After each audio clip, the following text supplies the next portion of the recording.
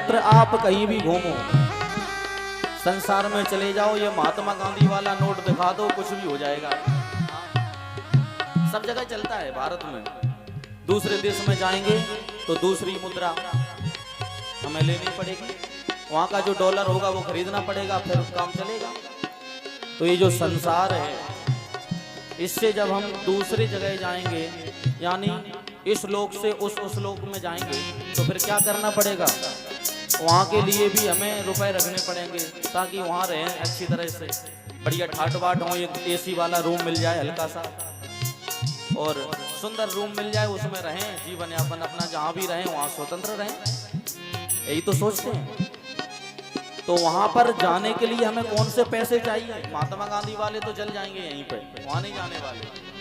वहाँ की मुद्रा अलग है, ऐसी मुद्रा है, ये रुपए हमने कमाए और हम मार्केट में जाएंगे तो खर्च हो जाएंगे, 500 हो, 1000 हो, 5000 हो, सब चले गए। लेकिन जो राम नाम रूपी मुद्रा है, जो राम नाम रूपी मुद्रा है, वो खर्च तो होती है, लेकिन जैसा खर्च करोगे वैसा बढ़ता है और ज्यादा बढ़ेगा। खर्चे ना कोई चोर ना लेवे, खर्चे ना कोई चोर ना लेवे। न तो कोई चोर ले सकता है, न कोई चुरा सकता है। जो धन है वो आपका ही है। जितना कमाओगे अपने लिए कमाओगे, दूसरा कोई यूज नहीं करेगा। खर्चे न कोई चोर ना लेवे, खर्चे न कोई चोर न लेवे। और दिन दिन बढ़त सवायो पायो जी माने, दिन दिन बढ़त सवायो पायो जी माने।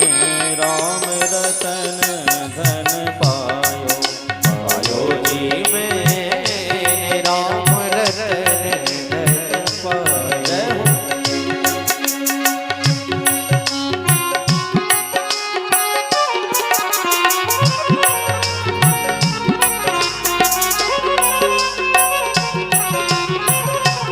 श्री राम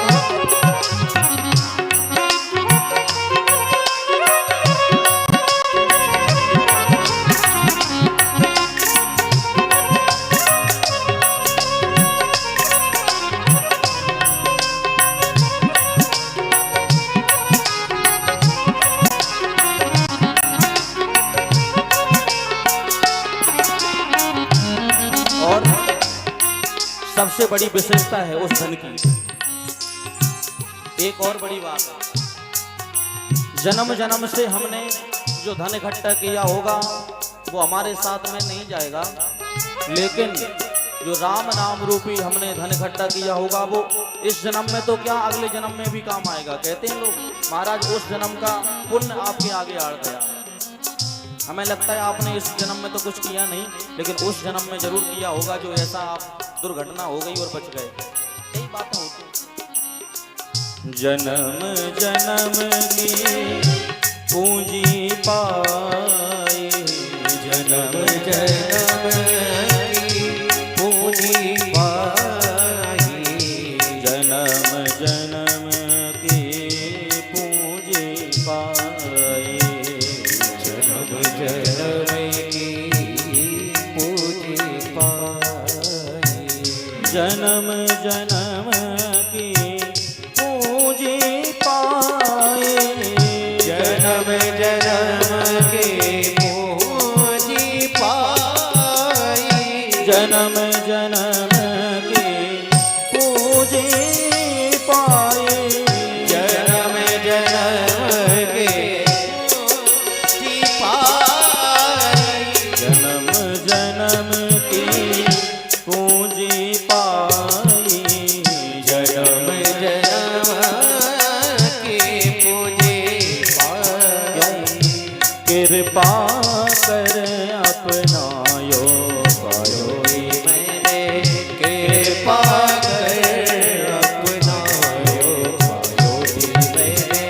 राम रतन जय हो पायो पायो मैंने, राम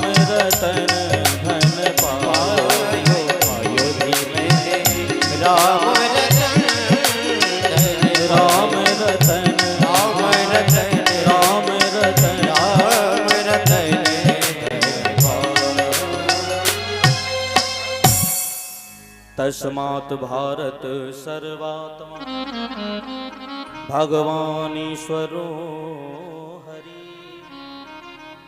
श्री सुखदेव जी महाराज कहते हैं, राजन इसलिए इस संसार में जो कमाया है वो यहीं छोड़ दो, जो हमने अपने आप के लिए कमाया है उसे ग्रहण करो, उसे ही सोचते रहो, उसे ही बताओ। श्री सुखदेव जी महाराज ने बड़ा सुंदर ज्ञान दिया और अंत में एक बात और कही, राजन जो मनुष्य केवल अपने परिवार के भरण पोषण में लगे रहते हैं उनका, हम उन्हें मनुष्य नहीं कहते, वो मनुष्य नहीं है, वो मानव नहीं हो सकते। वो कौन है? उनकी तुलना पशुओं से कर दी सुखदेव जी महाराज ने, पशु बता दिया।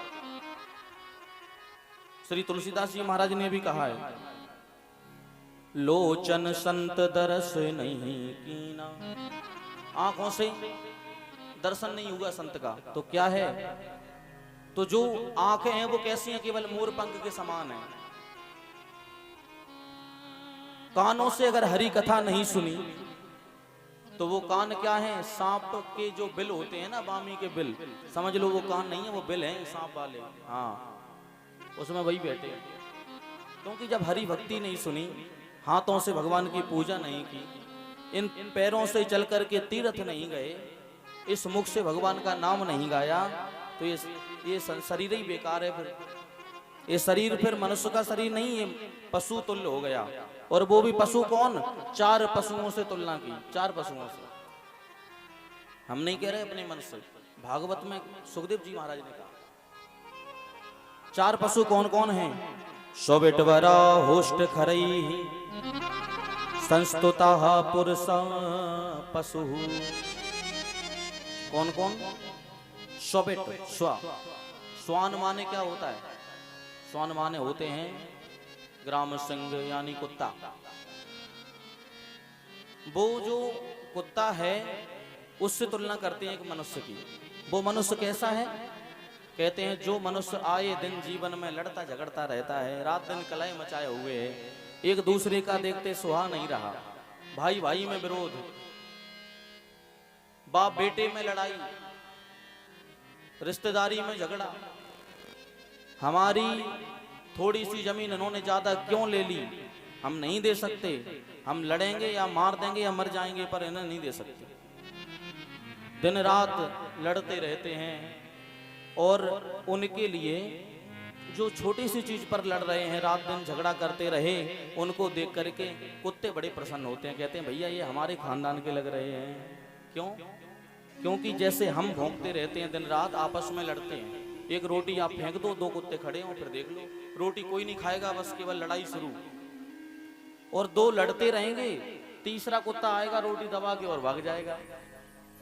यही संसार का नियम है, आप लड़ते रहो, बीच में जो आएगा तुम्हारा हितैषी होगा, वही तुम्हें सबसे ज्यादा चोट पहुंचाएगा और तुम्हारा सब छीन झपट के ले जाएगा। इन्हें देख करके कुत्ते बड़े प्रसन्न होते, भैया ये हमारे ही खानदान के हैं, हमारे ही घर के लगते हैं। क्योंकि जैसे हम लड़ते हैं वैसे ये लड़ते हैं, जैसे हम एक दूसरे को रोटी खाते देख नहीं सकते ऐसे ये भी नहीं देख रहे, तो ये फिर स्वान है। दूसरा विटवराह, सौबिटवराह। बिटवराह किसे कहते हैं? संस्कृत में बिटवराह ग्रामीण सुअर को कहते हैं, सुअर जो होते हैं उन्हें कहते हैं। और सुअर क्या करता है? जो भी मिल जाए, जैसा भी मिले, बस पेट भरना चाहिए, चाहे भ्रष्टा हो, चाहे किसी कीचड़ में घुस जाएगा, कुछ भी गंदा खा लेता है, उसे कुछ स्वच्छता से मतलब नहीं रहता, वो उसे तो पेट भरना है। उधर भरने नवा, केवल पेट भरना चाहिए, इधर से आए उधर से आए, जो भी मिले बस पेट भर जाए। जो मानव जिंदगी भर लड़ते रहते हैं, झगड़ते रहते हैं और एक ही बात के पीछे, क्या कि हमें तो बस जहां से मिले बस आ जाए, चाहे अनीति का आवे या नीति का आए, नंबर 2 का आए, नंबर 1 का आए, बस चला आवे, ये पूरा गांव का धन हमें ही मिल जाए, ये बड़े भैया हमारे हैं वो उनका धन हमें ही मिल जाए, इनके यहाँ पर कोई संतान ही ना हो, इनका धन हमें आ जाए। जो अनीति का कमाने की सोचते हैं, दिन भर केवल यही एक बात सोचते रहते हैं, यही इसी के लिए फिरते हैं, बस जैसे आए वैसे धन आ जाए हमारे पास। जो लोग दिन भर बरसों तक अनीति का धन कमाते रहते हैं, पेट भरने से मतलब है उन्हें तो चाहे अन्न मिले या को धान्य मिले। लेकिन ऐसे मनुष्यों को देख करके ग्रामीण सुअर प्रसन्न हो जाते हैं, भैया ये हमारी बिरादरी के हैं, बिल्कुल पक्के 100% हमारे ही हैं। क्योंकि देख लो, जैसे हमें कोई मतलब नहीं रहता कि कहाँ क्या मिल रहा है, बस खाने से मतलब है, ऐसे इनको भी नहीं है। जहाँ भी जैसे भी मिला, किसी चोरी करके लाए तो भी हमारा पेट भरे, किसी को मार के भी आए तो भी हमारा पेट भरना चाहिए, बस पेट भर जाए और कोई मतलब नहीं। इसे बिट बरहा से ग्रामीण सुअर से तुलना करते हैं। तीसरा पशु बताते हैं, सोबिट बरा होस्ट खरई। ओष्ट, ओष्ट क्या है? ओष्ट माने होता है ऊंट। और ऊंट का एक काम रहता है, जहां से निकलता है वो सोचता है हमसे बड़ा कोई है ही नहीं, मद में तना हुआ चला जाता है, कहीं भी जाता है, जहां जा रहा है सोचता है हमसे लंबा कोई हो ही नहीं सकता, हम ही हैं। अब तो जो भी हैं जितने लंबे हम ही हैं, सबको छोटा समझता है पूरे संसार को महाराज। पर ऊंट जब पर्वत के नीचे से निकलता है तो भी उसकी गर्दन कभी कभी झुक जाती है, भैया ये हमसे भी ऊंचे हैं। ऐसा होता है। अभिमान में तने हुए व्यक्ति जो दिन भर किसी के सुनते नहीं है, नीचे को सर नहीं झुकता कभी, अरे महाराज हमारा नाम है, तुम्हें पता नहीं हमारी वहां से वहां तक पूंछ है, पता नहीं हमारी गुरसराय से पूंछ तक पूंछ है, बोलो राधे राधे। भाई हमारा यहाँ से यहाँ तक बोलवाला है, हम ही हैं। और रही में कौन नहीं जानता महाराज, हमारा नाम ले देना आप एक बार, चले जाओ आप, कोई नहीं पकड़ेगा आपको। महाराज की जो विडम्बना हो वो महाराज ही जाने। हाँ, लेकिन सर नहीं झुकने वाला महाराज। अरे हमें जानते हो आप, कोई पुलिस वाले पकड़ लेंगे तो गाड़ी से उतरेंगे, अच्छा हमें नहीं जानते हम कौन है? वो कहते हैं हम चलो वहीं जाके जानेंगे तुम कौन हो, थाने में चलो हमारे साथ, तब बताएंगे।